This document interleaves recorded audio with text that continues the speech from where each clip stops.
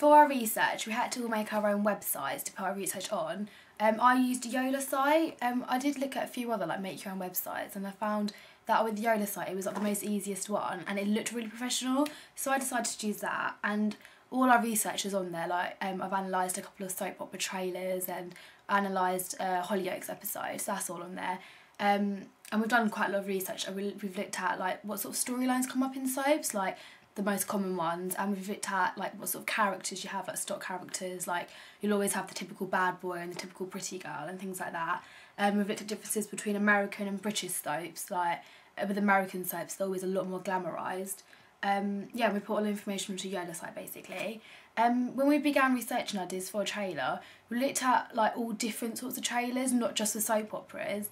But we found with soap opera trailers that some of them give like specific details about like what time and what date the new soap opera is going to be released, whereas others don't. So we looked at that and we found that quite interesting. And we didn't just use soap operas, we used like all sorts of different TV programmes that we knew our target audience would be interested in. Like for example, we looked at Skins and Shameless and things like that. The four main soaps that we did look at were Hollyoaks, EastEnders, Coronation Street and Emmerdale.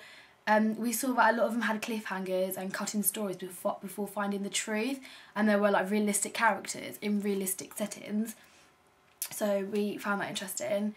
But we focused our attention more on Hollyoaks and EastEnders because they're the nearest to our target audience, and because like the age category that our target audience is, we're included in that. We know ourselves what we would rather watch and what we wouldn't watch, so that was quite important.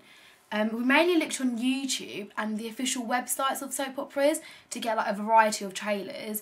We found some like special edition episodes and some like Christmas specials, but we did look at like just general episodes with big storylines as well. We've had a look at some soap opera magazines as well, like the TV Weekly, to see what sort of like storylines they reveal and like what they keep secret and what techniques they use to keep the readers hooked. That was quite interesting to look at.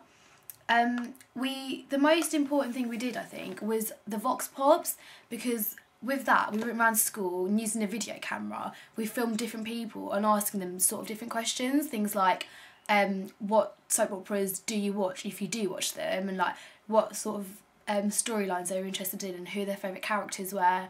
And those who didn't watch soap operas, we asked them why they didn't, and that was really interesting because we got a lot of feedback, and we were able to see like what sort of things we should and we shouldn't include in our soap opera trailer. We filmed them on the school camera and then we uploaded them onto the computers, and we just edited them on Windows Movie Maker. That was quite simple to use, but it wasn't like very professional looking. Like although it was really easy to use, the outcome wasn't so great. But for our Vox Pops it didn't matter, but we knew that we wouldn't be using that for our soap opera trailer because it just didn't look very realistic. We've also done our own like individual questionnaires, like we handed out to like our friends and people in school, and then analysed them and made graphs, and you can see all that on our websites as part of our research. That was really like important as well because it was a bit like the Vox Pops but a bit more in depth, and we got more like detailed responses, and we were able to like hand them out to more people, so we got more responses. As a class we did a focus group. That was really helpful because each group was able to put in their own ideas.